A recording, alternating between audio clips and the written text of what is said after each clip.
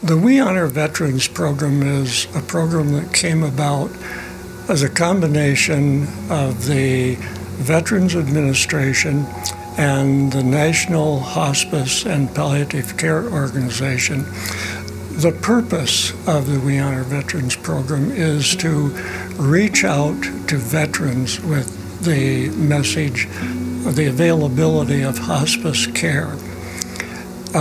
The reason that's important is that nationwide, only 17% of veterans nationwide get their health care through the Veterans Administration. And so they're not aware of the fact that hospice care is available to them. And the goal is to provide hospice care to veterans, but the bigger part of that is getting the word out. Veterans have a way of isolating. They have a way of blocking out some of the things that could be of benefit to them.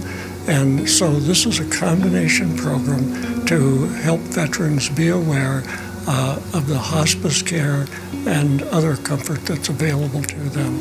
Over half of the veterans in the UP are between the ages of 50 and 70, and now, you know, the Vietnam veterans are, almost all of them are over 70 now, and so their health issues are becoming quite intense and quite varied.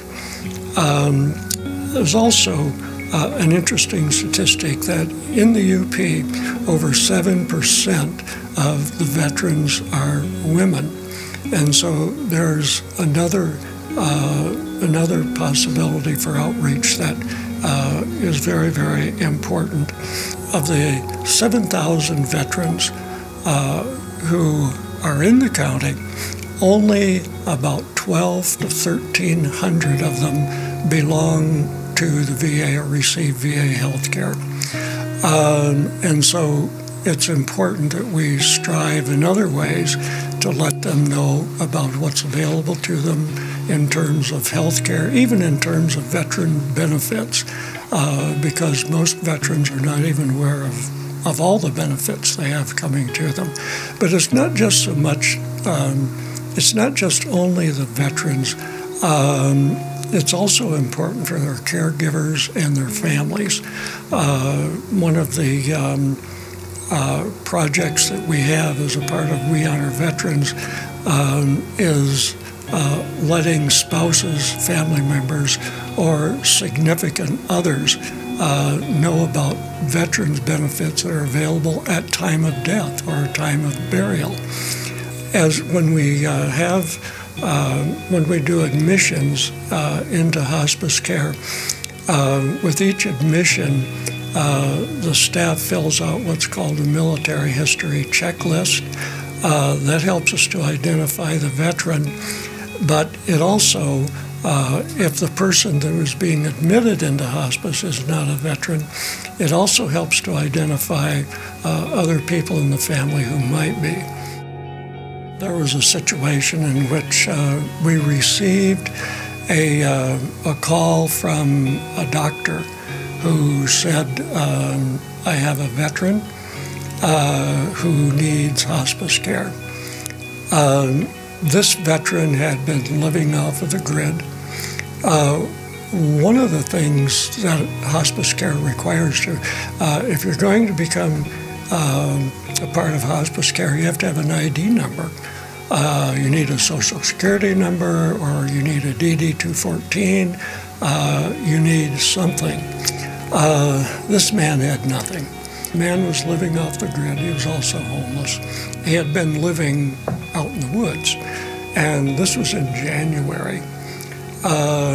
And the doctor called us, and so we were able to contact social services, able to find him a place to live, and then we started the paperwork process. No identification, all we had was a name. But in going through his belongings, we found an out-of-date driver's license from another state. And we put that to work, contacting people and slowly going from here to there. And we were able then to provide hospice care. He did not have any relatives. He was at home finally at home in an apartment in the western part of the county. And we furnished him with hospice care, and it was about another month to 6 weeks before he passed away. But he passed away with comfort, because once he got into hospice care, then we were able to contact other agencies for food, for medicine, for clothing, whatever his needs were. And that's one of the stories that stands out for me. He died with a smile on his face, and rightly so. The way we get the word out in Marquette County is we have our veteran service agencies, such as the Veterans of Foreign War, disabled veterans. We also have the Marquette County Veterans Alliance, and then we have various veterans groups that speak, or that meet on a periodic basis. And what we do is we go to them and present our message. But then we also go to other entities. For example, Great Lakes Recovery Center has been of immense value to us in getting the word out to veterans. I am a chaplain for two groups of veterans two groups of Vietnam veterans who meet on a weekly basis, and I'm able to share with them almost every week some aspect of hospice care that's a benefit to them or their loved ones. We keep getting the message out. We can go sometimes to nursing homes, sometimes to assisted living facilities, and present programs and messages. We try to wrap that together with some kind of a program that honors veterans while we're there. Anything we can to get their attention and say, here, we have something really valuable for you, and we'd like to share it and like you to know about it, and like you to be a part of it.